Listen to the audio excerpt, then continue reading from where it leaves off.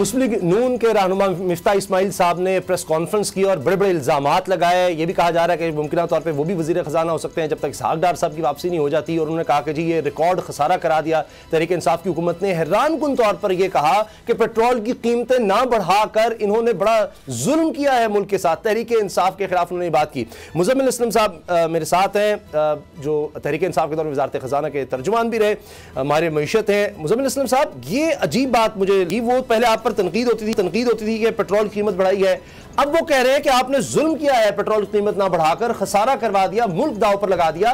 ये एक तरफ वो 10% कीमतें वो तनख्वाहें भी बढ़ा रहे हैं, तो ये मुझे समझ नहीं आई। जरा समझाएं कि अगर एक तरफ पेट्रोल की कीमत नहीं बढ़ाई तो और मुल्क पर दाव पर लगाया, तो ये फिर कहां से देंगे 10% पेंशन भी और 10% तनख्वाहें भी? देखिए, इससे साफ जाहिर है कि कितने कंफ्यूज हैं और इनकी कितनी माशी समझबूझ है। पहली बात तो ये कि हमने जो है अगर टैक्सेस नहीं लगाए, 17% सेल्स टैक्स नहीं लगाया, आया उससे हमारे टैक्स की कलेक्शन में कोई फर्क पड़ा? पहला सवाल ये है। टैक्स की कलेक्शन जितनी होनी चाहिए थी उससे हम 250 अरब ज्यादा है और इस साल हम 6100 अरब रुपए का हदफ हासिल करने जा रहे हैं। तो मिफ्ता इस्माइल जो है उनको ये चीज जो है पहले देखनी चाहिए कि अगर हमने टैक्स नहीं लिया था तो आया उससे हमारे टैक्स महसूलात के टारगेट में कोई फर्क पड़ा? और ना सिर्फ ये, इस साल हम 1400 अरब रुपए पिछले साल से ज्यादा टैक्स कलेक्ट करेंगे, जो लगभग 2.5% ऑफ द GDP होता है, जो तारीख में कभी ऐसा नहीं हुआ। तो और दूसरी बात, आपने खुद ही देख लिया कि जब 2 रुपए, 1 रुपए, 5 रुपए, 10 रुपए पेट्रोल बढ़ता था तो कैसे आ जाते थे और उसको जो है हम पे क्रिटिसाइज करते थे। अब अपने पे पड़ी है तो मैनेज करके दिखाएं। हम तो मैनेज कर रहे थे ना अभी तक, तो इनको तो ये चीज का मतलब अभी इल्म ही नहीं है कि ये चीजें मैनेज कैसे करते हैं। दूसरी बात ये कि इनका रिकॉर्ड खसारे की बात इन्होंने कर दी कि इस साल 6400 अरब रुपए होगा। मतलब कितनी जिसे कहते हैं कि ढिठाई के साथ जो है इन्होंने झूठ बोला। 6 माह के जो खसारा है इस साल का वो है 1370 अरब रुपए और मार्च के 9 महीने हो जाते हैं उसका खसारा है तकरीबन 2100 अरब रुपए, जो 2.9% GDP का बनता है। मुझे बात बताएं कि जब पूरे साल के 9 महीने में हमने 2000 अरब रुपए का खसारा किया है, आखिरी 3 महीने जो हमारे हैं भी नहीं उसके 4400 अरब रुपए इन्होंने हमारे गले में डाल के घंटी बांध दी। वो क्या था? वो आपके सामने इन्होंने जो है अभी ऐलान कर दिया पेंशन बढ़ा देंगे, तनख्वाहें बढ़ा देंगे। तनख्वाहें बढ़ा के क्या एहसान किए? तनख्वाहें तो हमने 15% अभी बढ़ाई है महीना पहले। मतलब ये ऐसा लग रहा है कि इनको ये तक उम्मीद नहीं है कि बजट तक भी ये रहेंगे कि नहीं रहेंगे। तो ये बजट से पहले एक बजट देने की कोशिश कर रहे हैं। एक बात मुझे समझाइए, आप के दौर में $130 तक भी गया था तेल पर बैरल, अब तकरीबन 95-100 के दरमियान है। फिर भी ये इस तरह की बात क्यों कर रहे हैं कि ये पेट्रोल की कीमतें जो है मतलब डरा रहे हैं कि शायद ये बढ़ाएंगे? दूसरा, डॉलर भी नीचे आ गया है, सोना भी सस्ता हो गया, स्टॉक मार्केट भी ऊपर गई। ये तो आप अप्रिशिएट करें कि 1-2 दिन में ये हैरानकुन तब्दीली आई है। देखिए, पहली बात तो ये कि डॉलर जो है जिस दिन अदम एतमाद हुई थी उस दिन 178 रुपए का था। उसके बाद रोजाना की जी ये इधर चले गए, ये उधर चले गए, तो ये गैर यकीन 10 रुपए बढ़ा था। ये हमारे दौर के हिसाब के वो मतलब उस वजह से नहीं बढ़ा था। और इन्होंने क्या इधर एक दिन में आके क्या डॉलर अपने बैंक अकाउंटों से क्या हुकूमत के खजाने में जमा कराएं कि डॉलर की कीमत नीचे आ गई?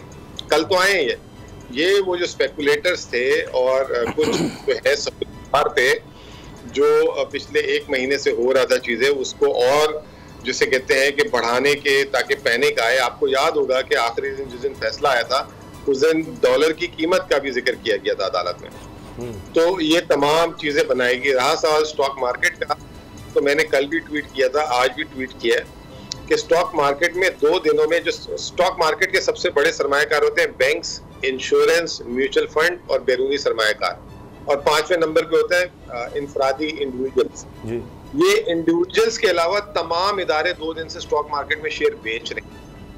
अगर उनको इतने अच्छे हालात लगते हैं तो वो शेयर लेते हैं, उन्होंने उल्टा बेचे हैं। और ये इंडिविजुअल्स में आपको पता है 2-4 इंडिविजुअल मसनूई तौर पे, जैसे आपको याद होगा पिछली हुकूमत ने मसनूई तौर पे डॉलर को खड़ा करने की कोशिश की, एक पैगाम देने की कोशिश कर रहे हैं, लोगों को कन्विंस कर रहे हैं कि देखो हम आएंगे तो हम बेहतर कर देंगे, तो आप इस जिद्दोजहद का साथ ना बने, इम्पोर्टेड डेवलपमेंट का मतलब वो जो है स्लोगन है उसको जो है आगे लेके ना चले।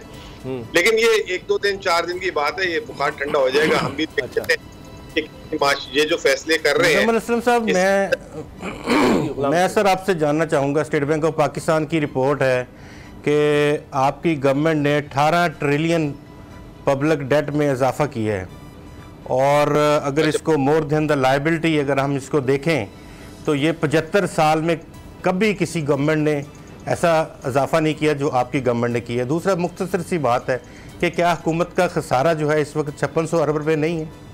दोनों का रिस्पॉन्ड दीजिएगा। अगर आपने मेरी जो अभी उसामा के साथ बात सुनी हो तो मैंने आपको बताया कि 9 माह में 2100 अरब रुपए। तो ये 30 मार्च 2022 तक की रिपोर्ट है।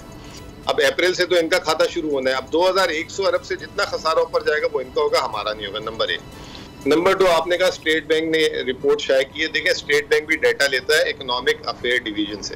स्टेट बैंक डेट का डाटा कंपाइल नहीं करता। नंबर 1, 18,000 अरब जो हमारे 3.5 साल में है, इसमें से एक रकम जो है 1/3 6,000 अरब हमने कर्जा नहीं लिया हुआ, लेकिन वो कर्जे की मद में बढ़ गई। मैं उसकी एक मिसाल दे देता हूँ आपको।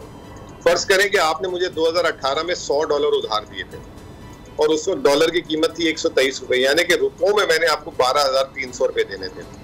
वही $100 2022 में मैंने आपके वापस करने हैं, मैंने अभी तक नहीं किए। लेकिन अब डॉलर की कीमत है 183 रुपए, यानी कि अब मैंने रुपए में आपको 18,300 रुपए देने। तो कितना फर्क आ गया? 6,000 रुपए का। सर, तो क्या 18,000 यहाँ छोटा सा सवाल उभरता है सर, मुजम्मिल हसन साहब, छोटा सा सवाल उभरता है कि क्या रैशनलाइज आपने किया था रुपए को, जो डीवैल्यू किया था वो आपने रैशनलाइज तरीके से किया था? बहुत ज्यादा आपने बबल तो नहीं डाल दिया था उसमें? क्योंकि अगर इतना रैशनलाइज था तो फिर तो इतना खसारा नहीं होना चाहिए। जी मेरे दोस्त, आपने अगर सवाल 18 ट्रिलियन का जवाब ले लेते एक दफा, तो वैसे तो ये मुझे आप सवाल रैशनलाइज वाला समझ नहीं आया, लेकिन फिर भी कोशिश जवाब देता हूँ आपको इसका। अच्छा मुजम्मिल भाई, ठीक है ना? सर, हेडलाइन अरब की हमने सूद अदायगी की। अब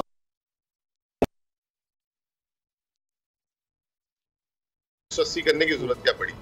देखें, एक चीज होती है रुपए की कदर में जो है, एक चीज होती है real effective exchange rate.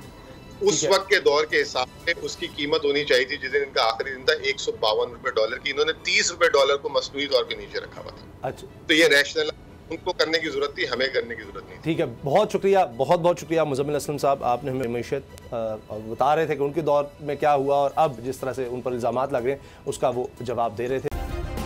Subscribe करें और बेल दबाएं ताकि कोई खबर रह न जाए।